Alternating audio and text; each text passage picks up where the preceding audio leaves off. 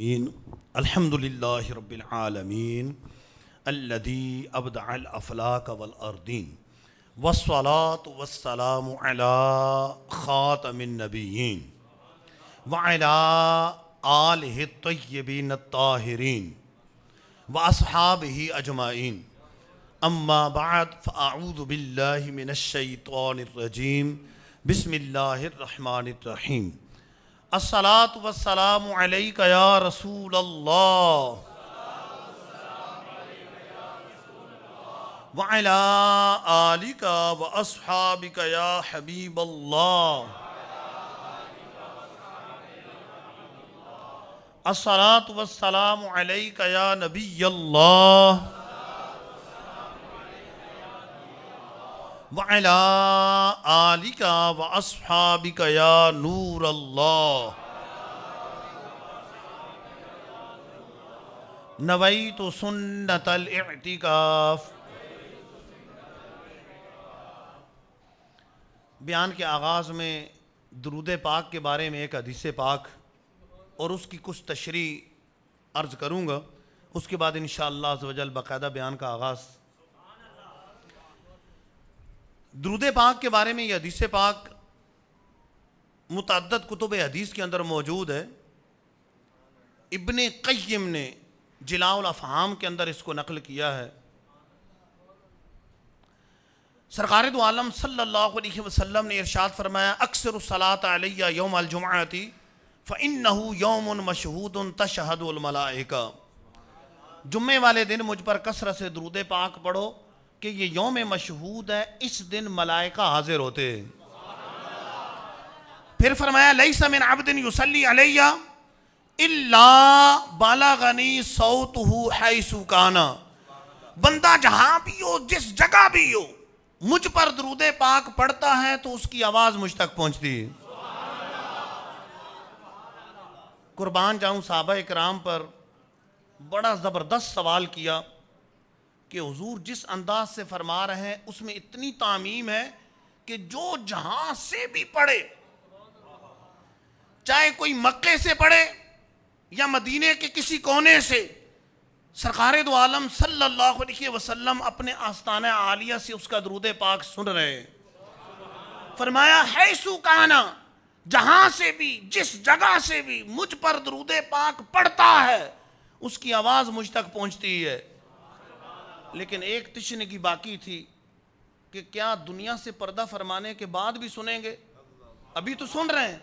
تو صحابہ نے عرض کیا حضور، قالو، عرض کیا ابعد وفاتی کا یا رسول اللہ، یا رسول اللہ صلی اللہ علیہ وسلم دنیا سے پردہ کرنے کے بعد بھی سنیں گے؟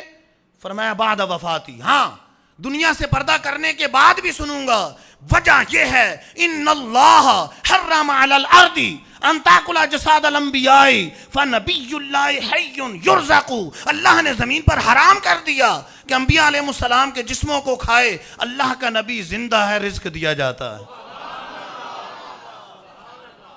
ایک بات تو یہ پتہ چلی کہ درود پاک کی کثرت کرنی ہی چاہیے، بالخصوص جمعے والے دن۔ شب جمعہ تو شروع ہو چکی ہے، کل جمعے والا دن ہے۔ حضور فرما رہے ہیں، ہمارے آقا ہم سے فرما رہے ہیں کہ جمعے والے دن مجھ پر کثرت سے درود پاک پڑھو۔ فرشتے آتے ہیں، دیکھتے ہیں کون درود پاک پڑھ رہا ہے۔ دوسری بات یہ پتہ چلی کہ ہمارے آقا زندہ ہیں، اللہ کے نبی زندہ ہیں۔ تو زندہ ہے واللہ، تو زندہ ہے واللہ، میرے چشم عالم سے چھپ جانے والے۔ اس حدیث کا آخری حصہ سنن ابن ماجہ کے اندر بھی موجود ہے، سیہ ستہ کی کتاب ہے۔ سرکار دو عالم صلی اللہ علیہ وسلم نے فرمایا ان اللہ حرم علی الارض ان تاکل اجساد الانبیاء۔ اللہ نے زمین پر حرام کر دیا کہ انبیاء علیہ السلام کے جسموں کو کھائے، فنبی اللہ حی یرزق۔ اللہ کا نبی زندہ ہے، رزق دیا جاتا ہے۔ صحیح مسلم شریف کی حدیث پاک ہے، سرکار علیہ السلام معراج کی رات گئے، فرمایا مررت علی موسیٰ وہو یصلی فی قبری۔ موسیٰ علیہ السلام کی قبر پر سے گزرا، وہ اپنی قبر میں نماز پڑھ رہے تھے۔ سرکار دو عالم صلی اللہ علیہ وسلم نے ارشاد فرمایا الانبیاء احیاء فی قبورہم یصلون۔ انبیاء زندہ ہیں، اپنی اپنی قبروں میں نمازیں پڑھتے ہیں۔ امام بہقی نے صرف ایک حدیث پر پورا رسالہ لکھا ہے اور اس کی اسناد کی صحت کو ثابت کیا ہے۔ کہ اللہ کے نبی زندہ ہیں، نمازیں پڑھتے ہیں، وہ زندہ ہیں۔ علامہ سیوطی رحمۃ اللہ تعالی علیہ الحاوی الفتاویٰ کے اندر لکھتے ہیں کہ جب یزید ناپاک پلید نے مدینہ منورہ پر حملہ کروایا، اس کے ناپاک لشکر نے اپنے گھوڑے مسجد نبوی میں باندھے، گھوڑوں نے لید پیشاب تک کیا، نمازوں پر پابندی رہی، اذان نہیں ہوتی تھی۔ سعید بن مسیب رضی اللہ تعالیٰ عنہ ایک قول پر تمام تابعین میں سب سے افضل ہے، افضل التابعین ہے۔ آپ مسجد میں دیوانے بن کر بیٹھے رہے، سپاہیوں نے چھیڑا نہیں کہ دیوانہ پاگل ہے، سپاہیوں نے چھیڑا نہیں۔ آپ فرماتے ہیں کئی دن تک اذان تو نہ ہوئی، نمازیں تو نہ ہوئی، لیکن ما یاتی وقت صلاتی الا سمعت الاذان من القبر، جب بھی نماز کا وقت آتا میں روضہ انور سے، قبر انور سے اذان کی آواز سنا کرتا تھا۔ تو زندہ ہے واللہ، تو زندہ ہے واللہ، میری چشم عالم سے چھپ جانے والے۔ اور اس حدیث سے یہ بھی معلوم ہوا کہ ہمارے آقا ہمارا درود پاک سنتے ہیں، رب نے ان کو قوت سماعت دی ہے۔ لیکن آج کل تو موبائل نے معاملہ آسان کر دیا ہے۔ امریکہ میں کوئی بیٹھا ہو، یہاں بیٹھ کر ہم اس سے ایسے بات کر رہے ہوتے ہیں جیسے سامنے موجود ہے۔ ایک آلہ جسے انسان نے بنایا ہے اللہ کی عطا سے، اللہ نے ذہن دیا، انسان نے بنایا ہے، اس میں اتنی قوت ہے، اس میں اتنی قوت آ گئی۔ تو اللہ عز و جل نے انسانوں میں سب سے بڑھ کر قوتیں نبیوں کو عطا فرمائی۔ ہمارے آقا کی قوت سماعت کیسی ہے؟ دلائل النبوہ کے اندر امام بہقی نقل کرتے ہیں، حضرت عباس رضی اللہ تعالیٰ عنہ حضور کے چچا جان ہیں، ایک مرتبہ سرکار سے عرض کرنے لگے، یا رسول اللہ صلی اللہ علیہ وسلم، میں جو آپ پر ایمان لایا اس کی ایک وجہ یہ ہے کہ میں نے بچپن میں آپ کا معجزہ دیکھا، رأیتک فی المہدی، حضور میں نے آپ کو پنگوڑے میں دیکھا ہے۔ حضور کا بچپنا، پیارا بچپنا، اللہ اللہ، وہ بچپنے کی پابند، خود پابند نے نہ دیکھی ہو ایسی پابند۔ رأیتک فی المہدی، حضور میں نے آپ کو پنگوڑے میں دیکھا تو ناقل کمرہ، آپ چاند سے کھیل رہے، وَبِأَصْبُعِكَ تُشِيرُ إِلَيْهِ، انگلی سے چاند کی طرف اشارہ کرتے ہیں، فَحَيْثُ أَشَرْتَ إِلَيْهِ مَالَ، جدھر اشارہ کرتے ہیں چاند ادھر ہی جھک جاتا ہے۔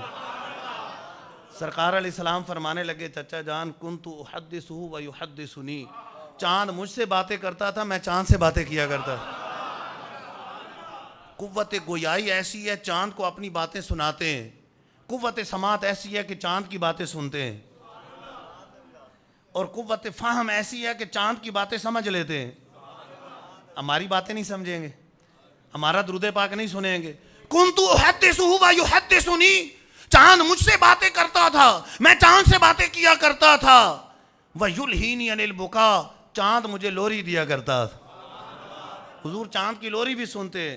فرمایا وَأَسْمَعُ وَجْبَتَهُ حِينَ يَسْجُدُ تَحْتَ الْعَرْشِ، اور جب وہ عرش کے سائے میں سجدہ کرتا تھا، اس کے سجدہ کرنے کی آواز میں اپنے کانوں سے سنا کرتا تھا۔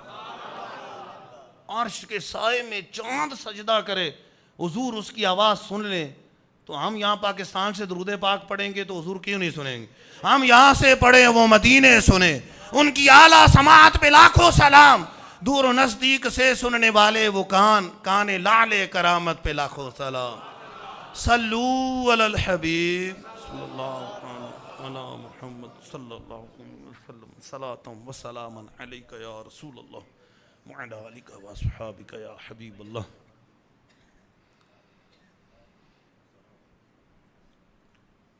دس محرم الحرام کی رات ہے۔ اسلامی لحاظ سے رات پہلے آتی ہے، دن بعد میں۔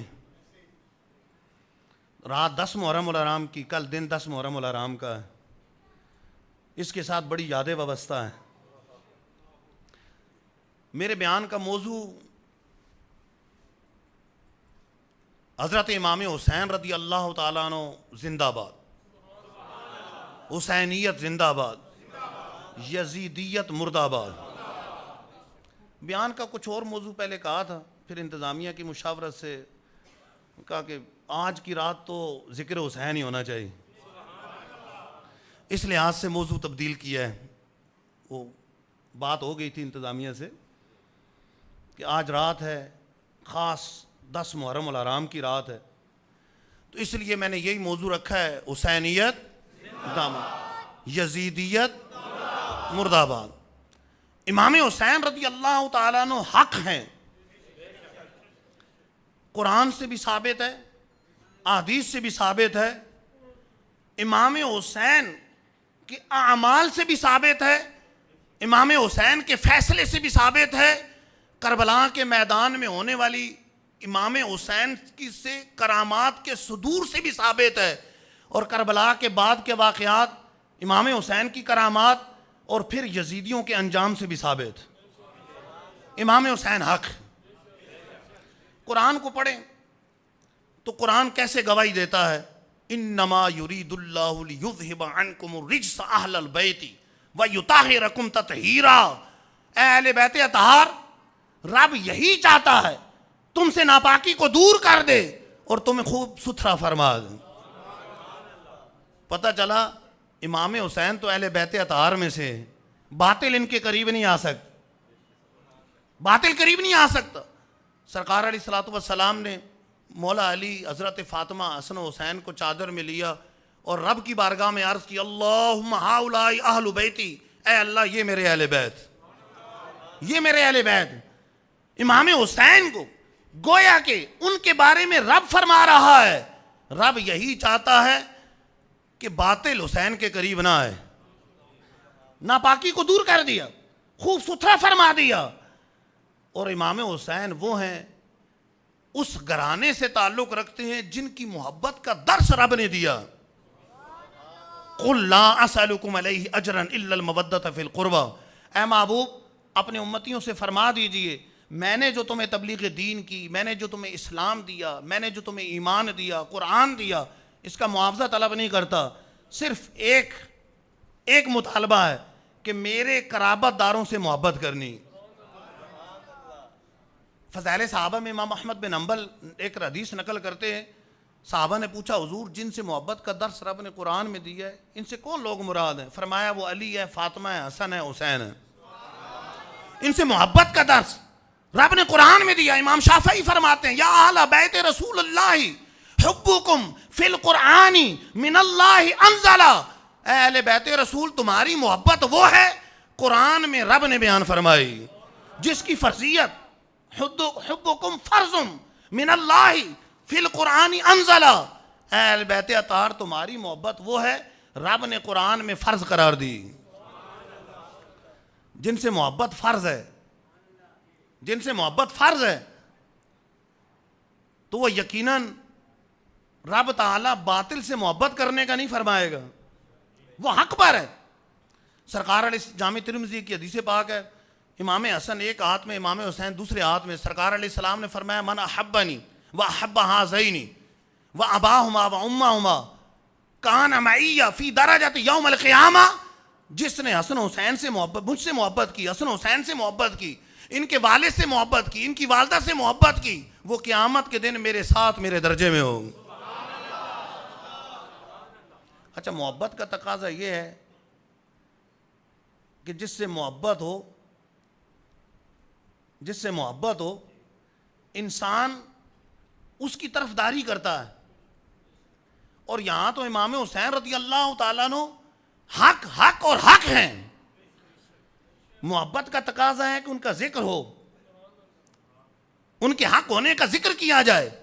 امام حسین رضی اللہ تعالیٰ عنہ حق ہیں، قرآن و حدیث نے ان کی تعریفیں کی۔ پھر امام حسین صحابی ہیں، ذہن میں رکھیے گا، امام حسین صحابی ہیں، اور رب کہہ رہا ہے وَكُلًّا وَعَدَ اللَّهُ الْحُسْنَى، رب نے سارے صحابہ سے جنت کا وعدہ کر لیا۔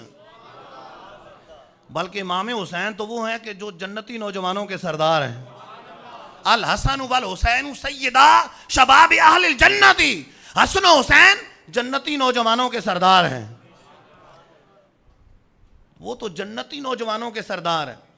یہ جو بعض لوگ باتیں کرتے ہیں کہ یہ تو حکومت کی لڑائی ہے، یہ تو تخت کی لڑائی ہے، یہ تو حکومت کے لیے ہوا، امام حسین رضی اللہ تعالیٰ عنہ کی ٹھوکر پر حکومت، وہ تو اپنی منصب، وہ تو جنتی نوجوانوں کی بھی سردار ہیں، وہ تو اپنا فرض منصبی نبھانے کے لیے کربلا کے میدان میں گئے۔ میں آگے بیان کروں گا۔ اپنا فرض نبھانے کے لیے میدان کربلا میں گئے.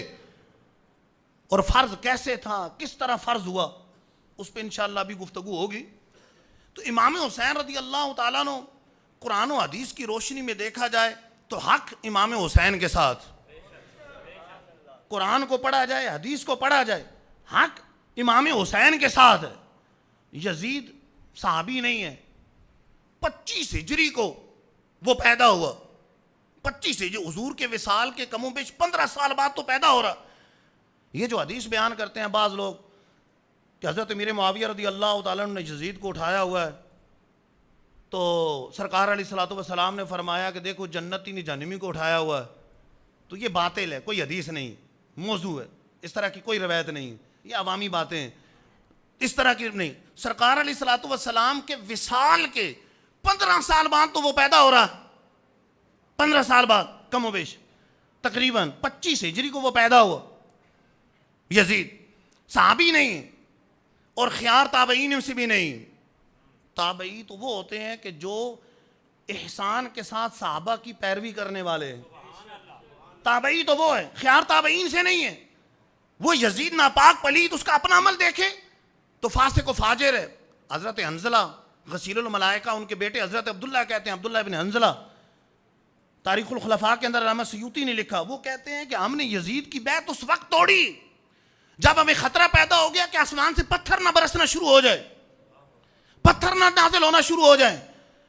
کیونکہ یزید کے دور میں بہن سے نکاح, ماں سے نکاح, بیٹی سے نکاح شروع ہو گیا, شراب لوگ پینا شروع ہو گئے, نمازیں چھوڑنا شروع ہو گئے, اتنی خرافات عام ہو گئی. یزید کے مختصر سے ناپاک دور کے اندر, اس کے دور حکومت کے اندر 3 سال ٹوٹل, تقریباً 3 سال کا عرصہ ہے. اس عرصے میں اتنے معاملات ہو گئے. ایک وفد جو ہے وہ مدینہ منورہ سے اور مکہ مکرمہ سے جب شام اس کے پاس پہنچا, یزید کے پاس, تو واپس آ کے اس نے بتایا تو ہم تو ایسے شخص کے پاس سے آئے ہیں کہ جو شراب پیتا ہے, ہم ایسے شخص کے پاس سے آئے ہیں جو جوا کھیلتا ہے, جو بندروں کی لڑائی کرواتا ہے, ہم ایسے شخص کے پاس سے آئے. اس کے بعد یہ عبداللہ ابن حنظلہ کا جو قول ہے وہ فرماتے ہیں اس وقت بیعت توڑی کہ ہمیں خطرہ پیدا ہو گیا کہ آسمان سے پتھر نہ نازل ہونا شروع ہو جائے. دنیا نے تو یزید کے کرتوت بعد میں دیکھے, امام حسین کی نگاہ پہلے سے دیکھ رہی, امام حسین کی نگاہ پہلے سے دیکھ رہی. امام حسین تو چین سے مدینہ منورہ میں اپنے نانا جان کے سائے میں رہ رہے, چین سے موجود ہیں, چین سے نانا جان کے سائے میں رہ رہے ہیں. جن کو دھوکے سے کوفے بلایا گیا, جن کو بیٹھے بٹھائے ستایا گیا, جن کو بیٹھے بٹھائے ستایا گیا, جن کے بچوں کو پیاسا رلایا گیا, جن کی گردن پہ خنجر چلایا گیا, اس حسین ابن حیدر پہ لاکھوں سلام. لوگ کہتے ہیں کہ یہ کیا بیٹھے بٹھائے کہاں ستایا گیا, وہ خود گئے ہیں وہاں پر. اچھا, بعض تو پانی بند کرنے پر بھی ان کو تکلیف ہوتی ہے, جیسے ان پہ پانی بند کر دیا گیا. حالانکہ یہ بھی تاریخی روایات, تب تاریخ تبری میں لکھا ہے پانی بند کیا گیا, اور اس طرح کی روایات موجود ہیں کہ پانی بند کیا گیا. بس وہ پوسٹیں چڑھانا مقصود ہے کہ جو مسلمانوں کے درمیان رائج درست باتیں ان کے اندر بھی رکھنا ڈالا جائے, شک و شکوک شبہات پیدا کیے جائیں. کوئی نہ کوئی پوسٹ چلا دیں گے, کوئی نہ کوئی بات کر دیں گے. روایات میں اختلاف ہوتا ہی ہے, لیکن پانی بند کرنے والی روایت بھی تو موجود ہے کہ 3 دن پانی بند رکھا گیا, پانی بند کر دیا گیا. امام حسین رضی اللہ تعالیٰ عنہ تو چین سے بیٹھے. جب 60 ہجری کو یزید پلید ناپاک تخت نشین ہوا, اس نے بیعت کے لیے پیغام روانہ شروع کر دیے. مدینہ منورہ میں حسین, امام حسین سے پہلے بیعت لو, کہ یہ بیعت کر لیں گے تو پھر سب قبول کر لیں گے, پہلے ان سے بیعت لے لو, عبداللہ ابن عمر سے لے لو, عبداللہ ابن زبیر سے لے لو, ان سے پہلے بیعت لے لو. مدینہ منورہ میں ولید گورنر تھے, انہوں نے امام حسین کو بلایا بیعت کے لیے. امام حسین یزید کے ناپاک ہاتھ پہ بیعت نہیں کر سکتے. آج اگر اس کے ناپاک ہاتھ پہ بیعت کر لیتے, کل نانا جان کو کیا منہ دکھائیں گے, کیا جواب دیں گے؟ یزید کے ناپاک اور باطل ہاتھ پہ کیسے امام حسین بیعت کر سکتے؟ آپ نے بیعت کرنے سے انکار کر دیا, میں نے بیعت نہیں کرنی. آپ نے بیعت نہیں کی, بیعت کرنے سے انکار کر دیا. امام حسین رضی اللہ تعالیٰ عنہ، اور بیعت کیسے کر سکتے تھے؟ یہاں لوگ افراط و تفرید کا شکار ہو جاتے کہ اگر یزید اتنا ہی ناپاک اور اتنی اس کے سیاہ کرتوت تھے تو حضرت امیر معاویہ رضی اللہ تعالیٰ عنہ نے جانشین کیوں بنا دیا؟ اور اگر جانشین بنا دیا تھا تو امام حسین نے بیعت کیوں نہیں کی؟ دیکھیں آپ ایک بات ذہن میں رکھیں، امام مجتہد جو ہوتا ہے اس کی بات دلیل ہوتی ہے۔ امام حسین رضی اللہ تعالیٰ عنہ مجتہدین کی بھی سردار ہے۔ کوئی روایتیں ہیں، کوئی روایت بالفرض اس وقت اس کے سیاہ کرتوت کی موجود نہ بھی ہو، امام حسین کا بیعت نہ کرنا ہی اس کی خلافت کے نااہل ہونے کے لیے کافی۔ امام حسین نے بیعت نہیں کی، اس کا مطلب ہے خلافت کا نااہل ہے، خلافت کا اہل نہیں ہے۔ اور کئی مرتبہ ایسا ہوتا ہے کہ پورے محلے میں معروف ہے سگریٹ پیتا ہے، لیکن ابا جی کو پتہ نہیں ہے کہ سگریٹ پیتا ہے، والد کو پتہ نہیں، پورے محلے کو پتہ ہے جوا کھیلتا ہے، والد کو پتہ نہیں ہے کہ جوا کھیل رہا ہے۔ یہ بھی ثابت نہیں کہ حضرت امیر معاویہ رضی اللہ تعالیٰ عنہ کے سامنے اس کے سیاہ کرتوت موجود، اس طرح کی کوئی روایت نہیں ہے کہ یہ حضرت امیر معاویہ جو کہ صحابی رسول ہیں ان پہ اعتراض لازم آئے کہ آپ رضی اللہ تعالیٰ عنہ نے ایک غلط بندے کو خلیفہ بنا دی، جانشین بنا دیا، ان کے سامنے نہیں ہے۔ اگر اہلیت میں کمی ہے تو ہمارے ہاں بھی والد کی تو یہ سوچ ہوتی ہے چلو بیٹے کی شادی کر لو، بیٹا سنبھل جائے گا، چلو اس کو یہ کام پہ لگا دو، بیٹا سنبھل جائے گا۔ لیکن اس کے سیاہ کرتوت حضرت امیر معاویہ رضی اللہ تعالیٰ عنہ کے سامنے اس کا کوئی ثبوت کسی روایت کے اندر موجود نہیں ہے۔ لیکن امام حسین رضی اللہ تعالیٰ عنہ کا بیعت نہ کرنا اس بات پہ مہر ثبت کر رہا ہے کہ یزید سیاہ کرتوت والا، سیاہ کارناموں والا ایک ایسا شخص ہے جو خلافت کا ہرگز اہل نہیں، کہ امام حسین نے بیعت نہیں کی۔ اور پھر امام حسین کی دور اندیشی دیکھے، وہی یزید، وہی ناپاک شخص بعد میں مکہ مکرمہ پر حملہ کرواتا ہے، مدینہ منورہ پر حملہ کرواتا ہے اور کہتا ہے کہ مدینہ پاک کی پاکیزہ بیبیاں اپنے لشکر پر حلال کر دیتا ہے، معاذ اللہ۔ کئی صحابہ کو شہید کرتا ہے اس کا لشکر، اس کا ناپاک لشکر، اور وہی لشکر پھر مکے پہ حملہ کرتا ہے، پھر مکے پہ حملہ کرتا ہے، اور پھر خانہ کعبہ پہ پتھر برسائے جاتے ہیں، خانہ کعبہ کا غلاف جل جاتا ہے۔ اب ان کارناموں کا کون دفاع کرے گا؟ وہ یزید کو رحمت اللہ علیہ کہنے والے، حالانکہ حضرت امیر المومنین عمر بن عبدالعزیز رضی اللہ تعالیٰ عنہ حالانکہ اموی خاندان سے تعلق رکھتے، آپ کے سامنے کسی نے یزید کو امیر المومنین کہا، آپ نے اسے 20 کوڑے لگوائے، 20 درے لگوائے، کوڑے لگوائے، تم یزید کو امیر المومنین کہہ رہا ہو؟ تو یہاں ایسے لوگ بھی ہیں کہ یزید کو حق پہ ثابت کرنے پہ تلے ہوئے، وہ یزید جس کے بارے میں علماء نے لکھا کہ اس کا فسق و فجور تواتر سے ثابت، شراب نوشی، بے نمازی پن، بندروں کا تماشا دیکھنا، اس کے دور میں بہن بھائی کا نکاح رائج ہونا، ماں سے نکاح کرنا، بیٹی سے نکاح کرنا، اس طرح کے شواہد موجود ہے، اس کو ثابت کرنے وہ چل پڑتے ہیں کہ نہیں یزید میں کیا مسئلہ تھا، یزید میں کیا مسئلہ تھا۔ اور یہ کتابیں ائمہ اہل سنت نے اپنی کتابوں میں لکھی ہیں، شروع سے لکھے آتے آ رہے ہیں۔ آپ نے اگر پڑھنا ہے نا، بعض وقت کہتے ہیں کہاں سے پڑھیں کہاں سے پڑھیں، اگر عربی جانتے ہیں تو علامہ ابن حجر مکی کی الصواعق المحرقہ پڑھ لیں، تاریخ طبری، التاریخ الکامل پڑھ لیں، علامہ نبہانی کی اشرف المحبت پڑھ لیں۔ اردو میں پڑھنا چاہتے ہیں تو اعلیٰ حضرت کے خلیفہ صدر الافاضل مولانا نعیم الدین مراد آبادی رحمۃ اللہ تعالی علیہ سوانح کربلا پڑھیں، اعلیٰ حضرت کے بھائی مولانا حسن رضا خان کی آئینہ قیامت آپ پڑھ لیں۔ تو یہ کتابیں پڑھیں تو ہمیں پتہ چلے گا کہ صحیح روایات سے، یہ ہمارے ہاں جو واقعہ بیان ہوتا ہے یہ صحیح روایات سے بیان کیا جاتا ہے۔ بعض لوگ غلط روایات بیچ میں لے آتے، باطل روایات لیتے ہیں، موضوع ہے، لیکن ہمیں پتہ چلے گا کہ باطل بات کون سی ہے، درست بات کون سی۔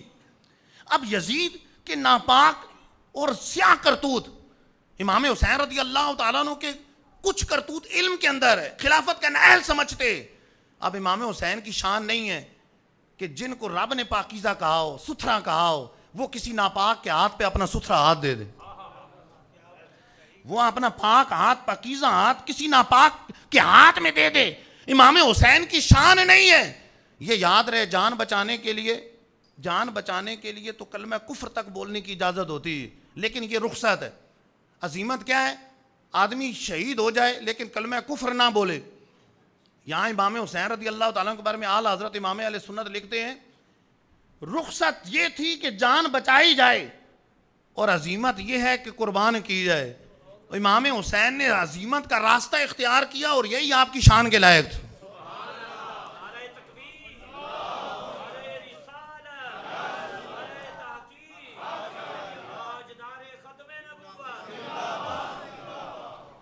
امام حسین رضی اللہ تعالیٰ عنہ مدینہ منورہ میں زبردستی بیعت لی جا رہی ہے. کہا جا رہا ہے کہ اپنے پاکیزہ اور ستھرے ہاتھ کو یزید کے ناپاک پلید ہاتھ میں دے دیا جائے, مطلب بیعت کر لیا جائے. امام حسین راضی نہیں. آپ مکہ مکرمہ کی طرف مدینہ چھوڑ کے روانہ ہو جاتے, لیکن وہاں ادھر سے تو ہے ہی مطالبہ کہ یزید کی بیعت کی جائے, ادھر سے کوفیوں نے خط لکھنا شروع کر دیے. پتہ چلا کہ امام حسین مکہ مدینہ منورہ سے مکے آ گئے. خط لکھے, ایک خط, دو خط, تین خط, 53 خط آئے. اس کے بعد بھی بس نہیں ہوا, مزید خط آتے رہے. ایک ایک خط میں کئی لوگ سگنیچر کرتے رہے, آپ آ جائیں, ہمارے سر پہ کوئی امام نہیں, آپ آ جائیں, ہم نے آپ کے ہاتھ پہ بیعت کرنی. یزید خلافت کا اہل نہیں ہے, ہم نے آپ کے ہاتھ پہ بیعت کرنی. امام حسین رضی اللہ تعالیٰ عنہ ایک اصول ہے کہ ایک اہل ہے, نہ اہل کے مقابلے میں جب اس کو بلایا جائے اس پر فرض ہو جاتا ہے کہ وہ اس بات کو قبول کرے, اس منصب کے لیے قبول کرے. باطل کے مقابلے میں, نہ اہل کے مقابلے میں ایک اہل شخصیت کو بلایا جا رہا ہے. اب یہ کیسے ہو سکتا ہے؟ وہ کہہ رہے ہیں کہ ہم باطل کے خلاف ڈٹنے کے لیے تیار ہیں, ہم آپ کے ساتھ لڑنے کے لیے تیار ہیں, آپ کے ساتھ مرنے کے لیے تیار ہیں, آپ آئیں. امت لڑنے مرنے کے لیے تیار ہے حق کی خاطر. اظہار تو اسی طرح کر رہے ہیں, اور رسول اللہ کا نواسہ پیچھے رہ جائے. اب یہ منصب بلا رہا ہے. امام حسین شش و پنج میں, ادھر صحابہ اکابر صحابہ روک رہے ہیں, عبداللہ ابن عباس روک رہے ہیں, ادھر بھائی محمد بن حنفیہ روک رہے ہیں کہ نہ جائیں نہ جائیں. ایک تو یہ ہے کہ کوفیوں کا اعتبار نہیں, اس ان کے پہلے معاملات سامنے, آپ کے بھائی کے ساتھ کیا کیا, والد صاحب کے ساتھ کیا کیا, آپ نہ جائیں. اور دوسری طرف شہادت کی خبر بھی مشہور ہے امام حسین کی, یہ بھی اندیشہ پیش نظر ہے. وہ روک رہے ہیں لیکن کوئی رکنے کی وجہ نظر نہیں آ رہی کہ ادھر امت بلا رہی کہ باطل کے خلاف ہم آپ کے ساتھ دینے کے لیے تیار ہیں, ہم آپ کے ہاتھ پہ بیعت کرنے کے لیے تیار ہیں. اب اگر امام حسین نہیں جاتے تو کل بروز قیامت شکوہ تو ہو سکتا ہے ان کی طرف سے کہ ہم نے تو بلایا تھا, ہم باطل کے خلاف لڑنے کے لیے تیار تھے, لیکن جب یہ نہیں آئے تو مجبور ہو کر ہم یزید کے ناپاک ہاتھ میں ہم نے بیعت کر لی. بلایا تو انہوں نے خود ہے, یہ الگ بات ہے, بلا کر خود گھروں میں نامردوں کی طرح چھپ گئے. بے وفائی کس کو کہتے؟ ہمارے ہاں یہ بولا بعض اوقات یہ کہتے ہیں نا کہ دھوکے سے کیسے بلایا کیا. دھوکہ کو کس چیز کا نام ہے؟ جن کو دھوکے میں سے کوفے بلایا گیا, جن کو بیٹھے بٹھائے ستایا گیا, جن کے بچوں کو پیاسا رلایا گیا, جن کی گردن پہ خنجر چلایا گیا, اس حسین ابن حیدر پہ لاکھوں سلام.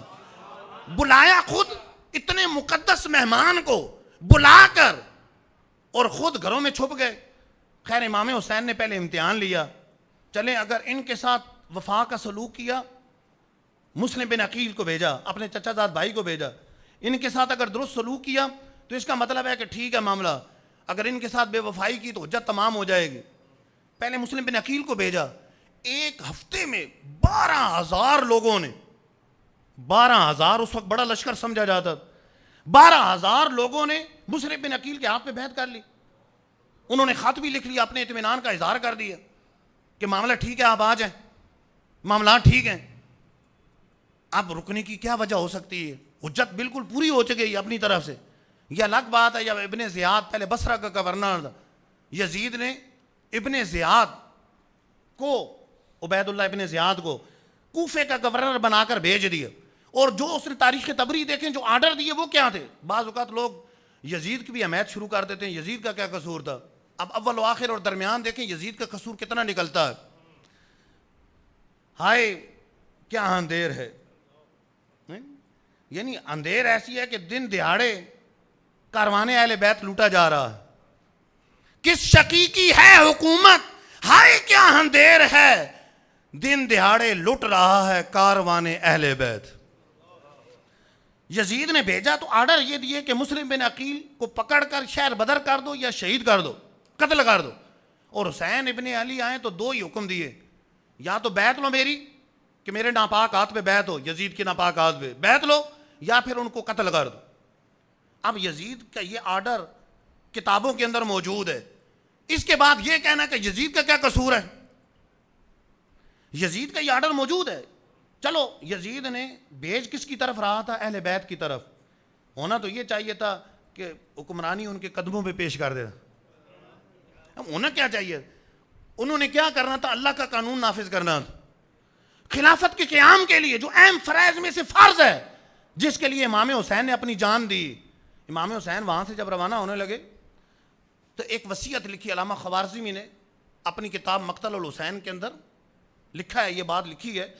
وصیت جو لکھی اس کے الفاظ یہ تھے کہ میں جو سفر کر رہا ہوں، مکے سے کوفہ جا رہا ہوں، میں کسی شر کے لیے نہیں سفر کر رہا، فتنہ فساد کے لیے سفر نہیں کر رہا، میں شیخی بکھارنے کے لیے سفر نہیں کر رہا، بلکہ میں اصلاح امت کے لیے سفر کر رہا ہوں، اصلاح امت کے لیے سفر کر رہا ہوں۔ آگے فرماتے ہیں میں امر بالمعروف، نیکی کی دعوت دینے کے لیے سفر کر رہا ہوں، میں نہی عن المنکر، لوگوں کو برائیوں سے بچانے کے لیے سفر کر رہا ہوں۔ تو امام حسین کا سفر تخت و تاج کے لیے نہیں تھا، امت کی اصلاح سے۔ ایک باطل شخص سے امت کو بچانا تھا، اس کے فتنوں سے بچانا تھا، بعد میں جس نے پوری دنیا کو اپنے فتنوں سے گندہ کر دی، کعبے پہ حملہ کروایا، اس سے بڑھ کر فساد کیا ہوگا؟ مدینہ منورہ کی پاکیزہ بیبیوں کی عزتیں لوٹی گئی، اس سے بڑھ کر فساد کیا ہوگا؟ مسجد نبوی میں گھوڑے باندھے گئے، جنہوں نے لید پیشاب کیا، اس سے بڑھ کر فساد کیا ہوگا؟ ماں بہن کا نکاح رائج، ماں بہن سے نکاح رائج ہو جانا، بیٹیوں سے نکاح رائج ہو جانا، اس سے بڑھ کر فساد کیا ہوگا؟ تو اس فساد کو روکنے کے لیے امام حسین کہہ رہے ہیں میں اصلاح امت کے لیے جا رہا ہوں، میں اصلاح امت کے لیے جا رہا ہوں، میں نیکی کی دعوت کے لیے جا رہا ہوں۔ اور حیرت کی بات ہے، جن سے محبت کا درس ہمیں قرآن دے رہا ہے، ان کے فضائل بیان کرنے کا ہمیں قرآن کہہ رہا ہے، ان سے محبت کرنے کا ہمیں حدیثیں کہہ رہی ہیں، اور ہمیں یہ روایتیں بھی موجود ہیں، وہ اصلاح امت کے لیے جا رہے ہیں۔ اور یہاں پر بعض ایسے لوگ ہیں جو امتی کہلانے والے یہ کہتے ہیں کہ نہیں، یہ تو تخت و تاج کے لیے جا رہے ہیں۔ اللہ یعوذ باللہ، اللہ یعوذ باللہ۔ امام حسین رضی اللہ تعالیٰ عنہ وہاں پہنچ جاتے، لیکن آگے کوفی بے وفائی کرتے، گھروں میں چھپ گئے، اپنی جانیں بچائیں، اپنے بچوں کو بچائے کہ یہ عبید اللہ ابن زیاد ہمارے بچوں کو قتل کر دے گا۔ ہونا تو یہ چاہیے تھا، وفا یہ تھی، بچوں کو امام حسین کے قدموں پر قربان کر دے۔ حق یہ تھا، خود بلایا تھا، اگر نہ مردی دکھانی تھی، بزدلی دکھانی تھی تو بلایا کیوں تھا؟ بلایا کیوں ہے؟ امام حسین نے قرآن کی آیتیں پڑھ کر بھی سمجھایا، حدیثیں پڑھ کر بتایا کہ میں وہ ہوں کہ مجھ سے جنگ گویا کہ رب سے جنگ، مجھ سے جنگ نہ کرو، اور اپنا مقصد بتایا میں آیا کیوں، مجھے تم لوگوں نے بلایا ہے، خط لکھ کے بلایا ہے، خط دکھائے، یہ خط ہیں، بلایا ہے۔ بہرحال ان پہ کچھ اثر نہیں پڑنا۔ اچھا، کسی کو باور کرانے کے لیے آپ نے نام سنے ہوں گے معجزہ اور کرامت۔ اللہ نبیوں کو معجزہ دیتا ہے اور اولیاء کو کرامت عطا فرماتا ہے۔ انہی کتابوں کو دیکھیں، الصواعق المحرقہ اور دیگر کتابوں کا میں نے حوالہ جات دیے۔ امام حسین کی کربلا کے میدان میں کرامات کا صدور ہونا لکھا ہے۔ ایک امام حسین نے خندق کھود کر آگ جلائی تھی خیموں کے ارد گرد کہ اچانک کوئی حملہ نہ کر دے، تو ایک شخص کہنے لگا اے حسین، کیا تو نے اس آگ سے پہلے یہاں آگ جلائی ہے؟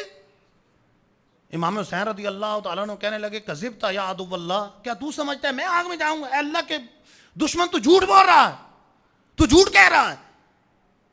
کسی نے اسے تیر مارنے کی اجازت مانگی، امام حسین نے اجازت نہیں دی، لیکن اللہ کی بارگاہ میں عرض کی۔ اتنا عرض کرنا تھا کہ وہ شخص، اس کا گھوڑا بتکا اور یہ گرا، رقاب کے اندر اس کا پاؤں پھنس گیا، اور گھوڑے نے میدان میں گھماتے اسی آگ کے اندر ڈال دی اور جل کر راکھ ہو گیا۔ اس واضح کرامت کا ثبوت ان کے سامنے ہو رہا ہے، لیکن جب دلوں پر تالے پڑ جائیں تو پھر کچھ سمجھ نہیں آتا۔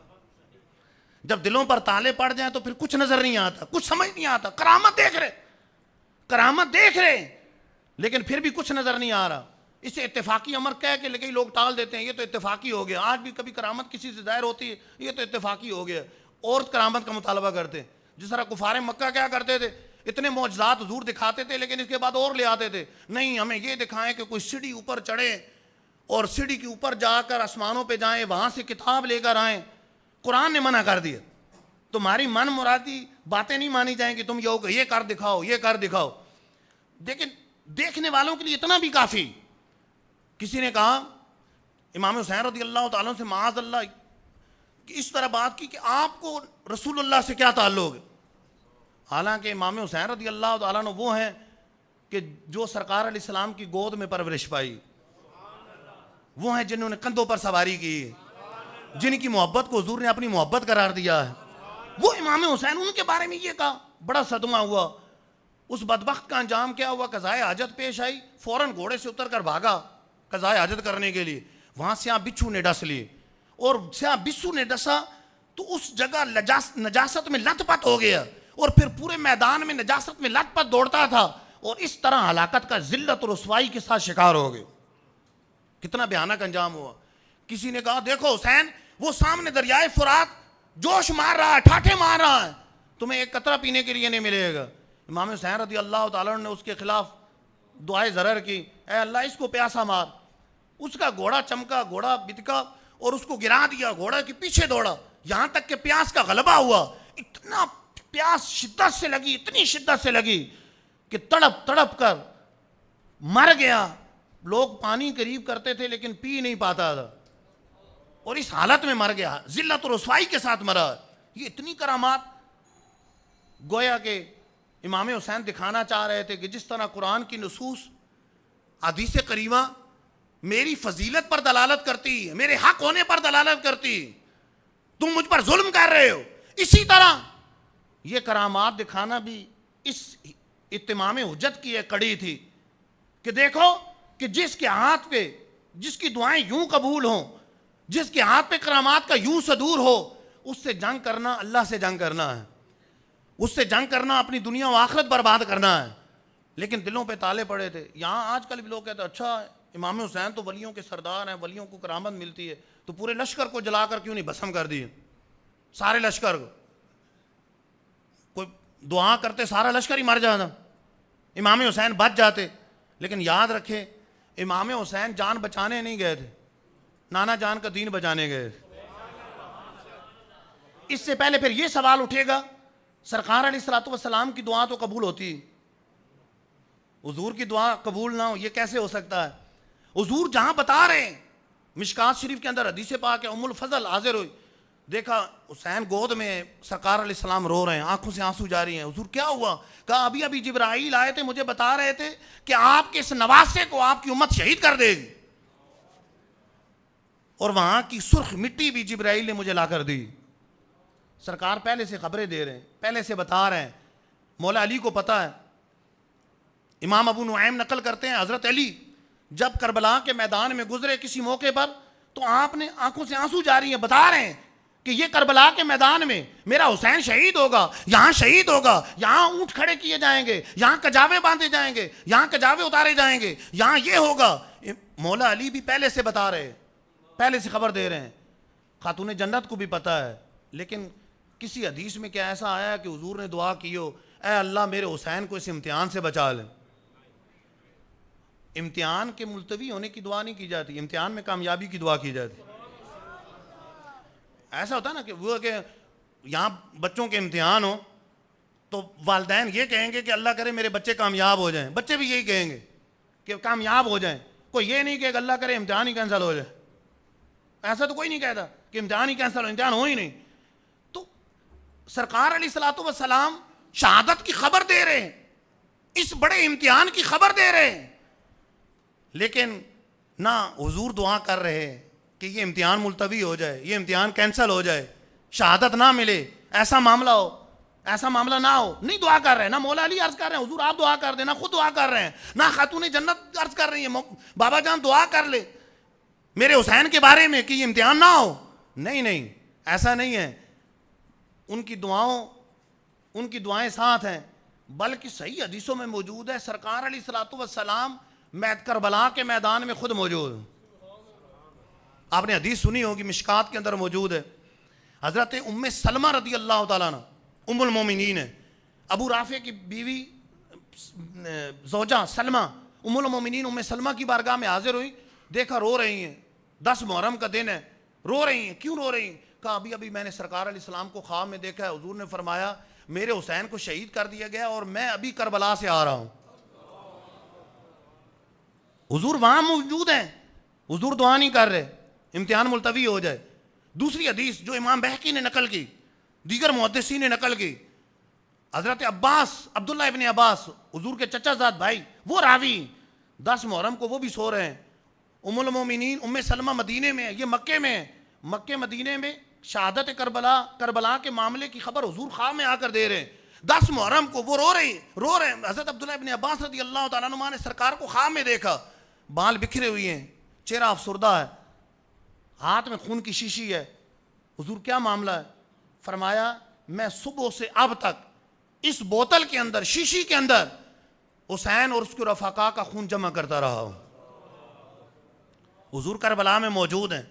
تو امام جب وہ دعا نہیں کر رہے تو امام حسین رضی اللہ تعالیٰ عنہ، یہ تو بڑا امتحان ہے،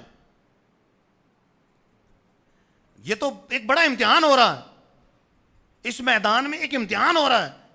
اور الحمدللہ امام حسین 100 میں سے 1000% کامیاب ہو.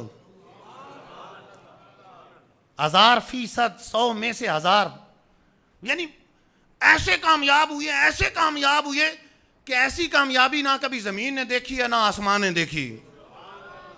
ایسے کامیاب ہوئی امام حسین رضی اللہ تعالیٰ.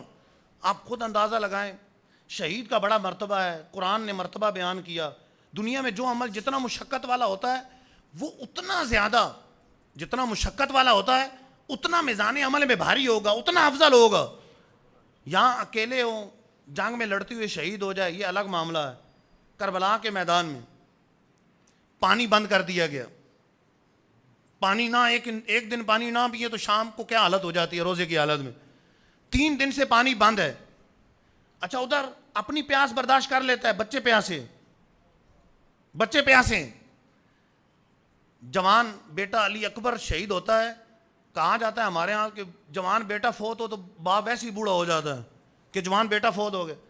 18 سال کے علی اکبر شہید ہوتے، 6 ماہ کے علی اصغر ہاتھوں میں شہید ہوتے، 19 سال کے قاسم بھتیجے امام حسن کے بیٹے وہ آنکھوں کے سامنے شہید ہوتے، حضرت عباس بھائی علمبردار وہ شہید ہوتے، اس سے پہلے چچا زاد بھائی مسلم بن عقیل شہید ہو گئے. یہ اتنے سارے معاملات دیکھ کے انسان ویسی کمزور ہو جائے. خدا کی قسم ایسے معاملات دیکھ کے، ایسی مشکلات دیکھ کے، پہاڑ بھی ہو تو اپنی جگہ چھوڑ دے، دریا بھی ہو تو راستہ بدل دے. لیکن وہ مولا علی کے شہزادے، ان کی پرورش خاتون جنت نے کی. وہ ایسے ڈٹے ہوئے، پہاڑوں سے بڑھ کر ڈٹے ہوئے کہ یزید کے ناپاک ہاتھ پہ بیعت نہیں کرنی. اچھا جان بچانا یا مقصود نہیں ہے، جان بچانا اگر مقصد ہو تو آسان سا کام ہے، یزید کے ہاتھ پہ ہاتھ دیں تو جان بچ جائے گی. یزید کیا، لیکن جان تو بچ جائے گی لیکن دانا جان کا دین خطرے میں پڑ جائے گا. باطل کے لیے دلیل، باطل کو دلیل مل جائے گی، باطل کے لیے سند بن جائے گی، یزید کے سیاہ کارناموں کو دلیل مل جائے گی، حجت مل جائے گی. تو امام حسین رضی اللہ تعالیٰ عنہ جان بچانے نہیں آئے، کربلا میں نانا جان کا دین بچا رہے. امام حسین رضی اللہ تعالیٰ عنہ شہید ہو گئے. بعد میں امام حسین رضی اللہ تعالیٰ عنہ کے ادھر عبادت و ریاضت کو اگر دیکھیں، میدان کربلا میں تو آخری وقت بھی زور کی نماز پڑھی. جمعے والا دن ہے لیکن جمعے کے لیے الگ شرائط ہوتی. زور کی نماز پڑھی، صحیح روایات سے ثابت، اس وقت زور کی نماز پڑھی. اور اس کے بعد سر تن سے جدا ہوا تو سجدے میں. کتابوں میں یہ روایات بھی موجود. ادھر عبادت و ریاضت کا یہ عالم ہے کہ زندگی میں 25 حج کیے، رات کے شب بیدار اور دن کے روزے دار ہیں. کربلا کے میدان میں بھی نمازوں میں کمی نہیں آنے دی، شب بیداریاں ہو رہی ہیں، عبادت و ریاضت ہو رہی، اور زندگی بھی، تمام زندگی عبادت سے عبارت. امام حسین رضی اللہ تعالیٰ عنہ، ادھر امام حسین رضی اللہ تعالیٰ عنہ کی عبادت، ریاضت، تقوی، حج، نماز، روزہ، ان چیزوں کو دیکھے، اور ادھر بے نمازی یزید کو دیکھے. مقابلے میں بے نمازی یزید ہے، شرابی یزید ہے، مقابلے میں وہ ہے امام حسین رضی اللہ تعالیٰ نے عبادت گزار کیوں نہ ہو. امام حسن کہتے ہیں میں نے اپنی والدہ کو دیکھا ہے فاطمہ الزہرا کو عشاء کی نماز پڑھ کر پھر مصلی پہ کھڑے ہوتی ہیں تو فجر کی نماز ہو جاتی. جب والدہ ایسی تربیت کرنے والی ہو تو بیٹا پھر کیوں نہ دن کا روزے دار اور رات کا شب بیدار ہو, متقی و پرہیزگار ہو. یہ امام حسین اس لیے شہادت کے بعد بھی نیزے پر سر ہے تو قرآن سناتے, نیزے پر سر مبارک تو قرآن سنا رہے. یہ ساری باتیں بتاتی ہیں کہ حق امام حسین کے ساتھ, حق امام حسین کے ساتھ. اور بعد میں جب یزیدیوں کا بھیانک انجام ہم دیکھتے ہیں, تاریخ کے وہی اوراق ہیں.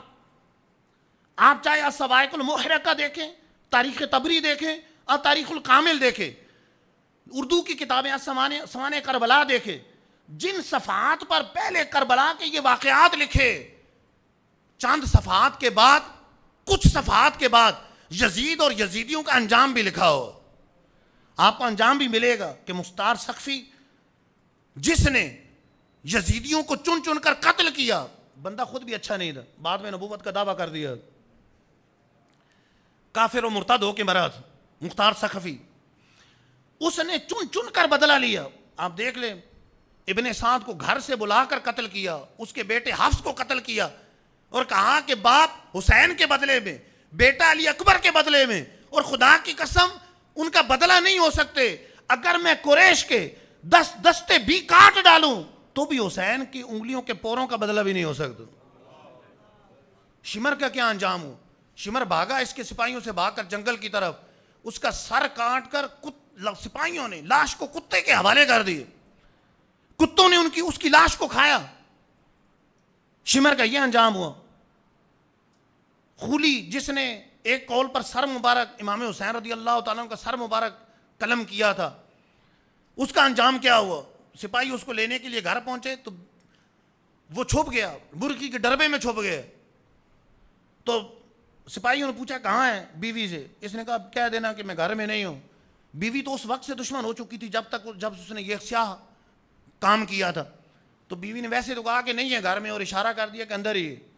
سپاہیوں نے پکڑا اسے, باہر لائے, باہر لا کر اس کو زندہ جلا دی, اور ایک قول پر اس کو پہلے قتل کیا پھر اس کی لاش کو جلا دی. اس کا یہ انجام ہو. باقیوں کا بھی انجام برا ہو. جس نے علی اصغر کے پیاسے گلے پر تیر چلایا تھا, کتابوں میں لکھا ہے کہ اس کے پیٹ میں گرمی, پیٹ میں سردی پیدا کر دی. یہاں گرمی دور کرنے کے لیے ٹھنڈی چیزیں رکھی جاتی لیکن دور نہ ہوتی, اور سردی دور کرنے کے لیے آگ جلائی جاتی پیچھے لیکن اس کی سردی دور نہ ہوتی.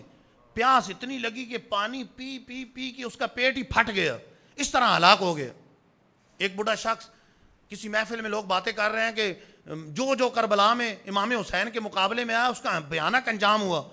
ابو شیخ محدث روایت کرتے ہیں, بوڑھا شیخ کہنے لگا کہ نہیں میں تو گیا تھا, مجھے تو کچھ نہیں ہوا. یہ کہہ کر چراغ کی طرف اس کو درست کرنے کے لیے اٹھا, آگ نے پکڑ لیا. اس نے دریائے فرات میں چھلانگ لگا دی, لیکن راوی کہتے ہیں کہ آگ نے اس وقت تک نہیں چھوڑا جب تک اسے کوئلہ نہیں بنا دی, جلا کے راکھ کر دی. ایک شخص اچانک نابینا ہو گیا, تو لوگوں نے پوچھا تمہیں کیا ہوا, تم اچانک کیسے نابینا ہو. کہنے لگا کہ میں بھی کربلا میں تھا, میں نے کچھ کیا نہیں ہے لیکن میں ادھر تھا موجود, امام حسین کے لشکر کے برخلاف یزیدی لشکر میں تھا, کیا میں نے کچھ نہیں. ایک رات میں نے خواب میں سرکار علیہ السلام کو دیکھا کہ 10 قاتلین حسین سامنے چمڑے پر تڑپ رہے, اور میں نے دیکھا سرکار علیہ السلام کے ہاتھ میں آستینے اوپر ہیں اور ہاتھ میں تلوار ہے, چہرہ پر جلال ہے. آپ نے مجھے دیکھا تو کہا تم بھی وہاں تھے, اور آپ نے انگلیاں میری آنکھ میں ڈال دی, میں اٹھا تو نابینا ہو چکا تھا. اس لیے کہتے ہیں اللہ حضور کا دیدار کرائے تو خیر کے ساتھ کرائے, خیر سے, قبر میں بھی, آخرت میں بھی, خواب میں بھی خیر سے ان کا دیدار. ورنہ دیکھنے والوں میں تو ابو لہب نے بھی دیکھا تھا.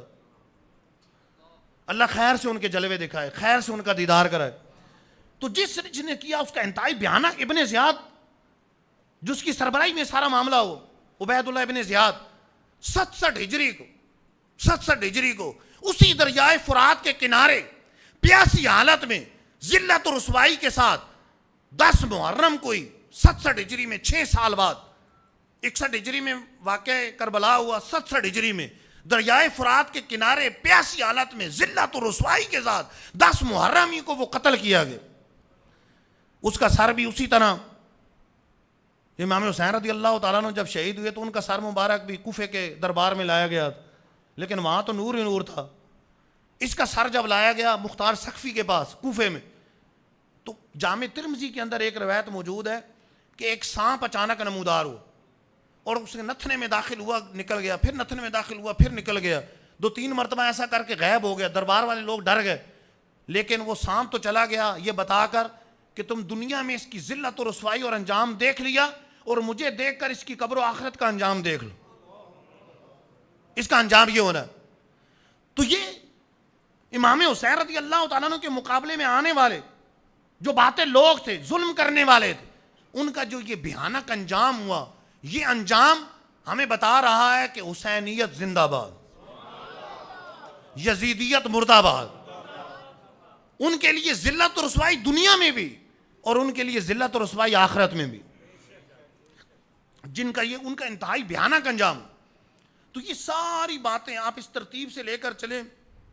کربلا کے چیدہ چیدہ واقعات میں نے بیان کیے، کچھ میں ذہن دینے کی کوشش کی ہے، کچھ اشکالات کے جوابات بھی ضمناً دیے ہیں.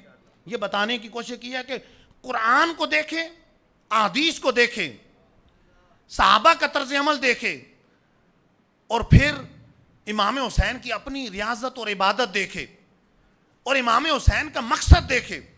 آپ رضی اللہ تعالیٰ عنہ کا یہ معاملہ دیکھیں، واقعات دیکھیں، کربلا میں ہونے والی کرامات کا ظہور دیکھیں، اور بعد میں یزیدیوں کا انجام دیکھیں. ہر بات پکار کر کہہ رہی ہے کہ حسینیت زندہ باد، یزیدیت مردہ باد. ہر بات یہ بتا رہی کہ امام حسین حق پر.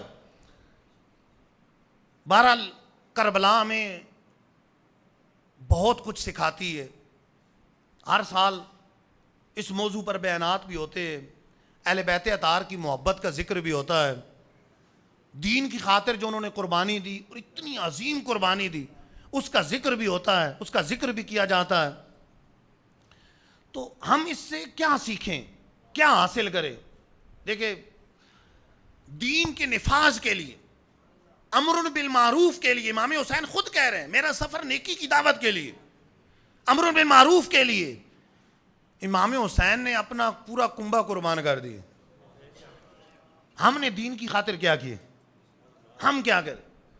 کم از کم اتنا تو کریں، بڑے پیمانے پہ نہیں کر سکتے، اپنے اوپر اپنے 6 فٹ پہ اسلام کو نافذ کر دیں. امام حسین تو کربلا کے میدان میں نماز پڑھ رہے. ہمارے گھر میں ذرا فوتگی ہو جائے، ویسے کوئی نماز پڑھتا ہے تو وہ بھی چھوڑ دیتا ہے. گھر میں کوئی فوت ہو جائے تو نماز کی طرف توجہ ہی نہیں رہتی. شادی ہو تو نماز کی طرف توجہ، خوشی کا موقع ہے تب بھی توجہ نہیں رہتی. کوئی غم آئے تو نماز چھوڑ دیتے. ویسے کوئی نماز پڑھتا بھی ہے، سفر میں جائے تو نماز چھوڑ دیتا ہے. امام حسین پردیس میں، غریب الوطنی، امام حسین دشمنوں کے نرغے میں، سامنے اتنے شہداء موجود ہیں، باری باری شہید ہو رہے ہیں، ایک شہید، دوسرا شہید، تیسرا شہید، اور دور کے نہیں ہیں، کوئی جوان بیٹا ہے تو کوئی 6 ماہ کا بیٹا ہے. اچھا، پیچھے پردہ دار بیویوں کا بھی خیال، ان کا بھی خیال ہے، ادھر بھی ذہن ہے. یہ سارے معاملات ہیں، لیکن امام حسین نماز نہیں چھوڑتے. امام حسین نمازیں نہیں چھوڑتے. امام حسین قرآن کی تلاوت نہیں چھوڑ رہے. امام حسین اب عمل دیکھیں، اس وقت بھی عمل کو ترک نہیں کر رہے. اللہ کرے امام حسین کے تقوی کے صدقے میں ہمیں نمازوں کی پابندی نصیب ہو جائے، اور وہ پاکیزہ بیویاں، پردہ دار بیویاں، اس وقت بھی پردہ ترک نہیں ہو رہا. راستے میں شام کی طرف سفر ہوتا ہے، شام سے پھر مدینے کی طرف سفر ہوتا ہے، تو بیویوں کا پردہ وہ ترک نہیں ہو رہا. بیویوں کا پردہ ترک نہیں ہو رہا.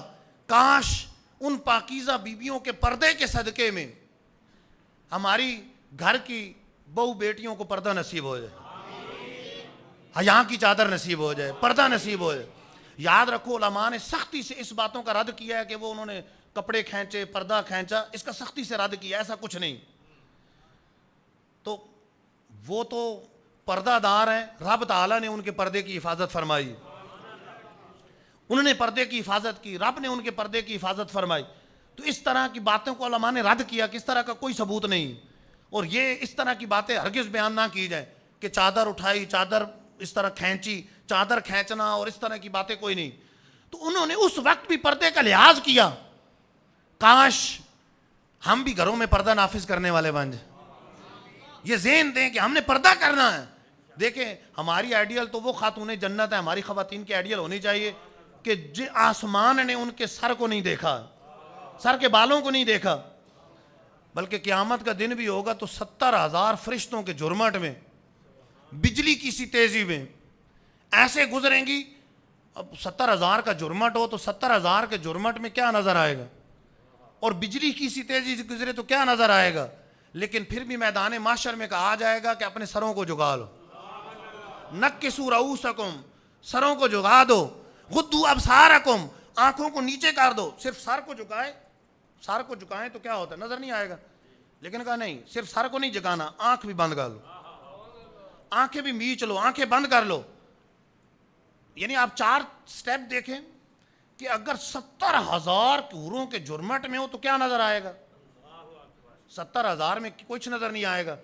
لیکن دوسرا یہ ہے کہ بجلی کی سی تیزی سے گزریں گے، بجلی کی سی تیزی سے. اچھا بجلی سے تیزی سے گزرے تو ویسے ہی کچھ نہ، سامنے سے گزرے تو کچھ نظر نہ آئے. لیکن تیسرا یہ کہ نکسوا رؤوسکم، سروں کو جھکا لو، پھر بھی نظر نہ آئے. لیکن نہیں، آنکھیں بھی بند کر لو. اس طرح خاتون جنت گزریں گے.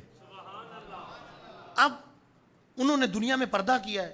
سرکار علیہ الصلوۃ والسلام نے صحیح حدیث میں حضرت فاطمہ کے نام کی وجہ تسمیہ بیان کی ہے کہ میری بیٹی کا نام فاطمہ ہے، اس نے اپنی عصمت کی حفاظت کی ہے تو اللہ تعالیٰ نے اس کو اور اس کی ذریت کو جہنم سے بچا لی.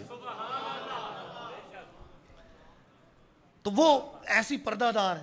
اللہ کرے کہ ہم خود، اصل تو یہ ہوتا ہے کہ پردہ تو مردوں نے کروانا ہوتا ہے، کچھ عورتوں کا بھی ذہن بنے، مردوں کا ذہن بنے، دونوں طرف ذہن ہو تو پھر پردہ ہوگا. تو ہم ذہن دیں، پردے کا ذہن دیں، اور یہ بتائیں کہ ازواج مطہرات کو دیکھیں، سرکار علیہ السلام کے اہل بیت کی خواتین کو دیکھیں، ازواج مطہرات بھی اہل بیت میں، ان کے پردے کو دیکھیں، خاتون جنت کے پردے کو دیکھیں، پاکیزہ بیبیوں کربلا والی ان کے پردے کو دیکھیں. تو اللہ کرے ہمارا حیا کا ذہن بنے، پردے کا ذہن بنے. اللہ عز و جل سے دعا ہے جو سنا اس پر عمل کرنے کی توفیق عطا فرمائے، ہمیں اہل بیت اطہار کی سچی محبت عطا فرمائے، تمام صحابہ کی سچی محبت عطا فرمائے، اور انہوں نے جو قربانیاں دیں اسے یاد رکھنے کی توفیق عطا فرمائے. آمین بجائے خاتم النبیین صلی اللہ تعالی علیہ وسلم.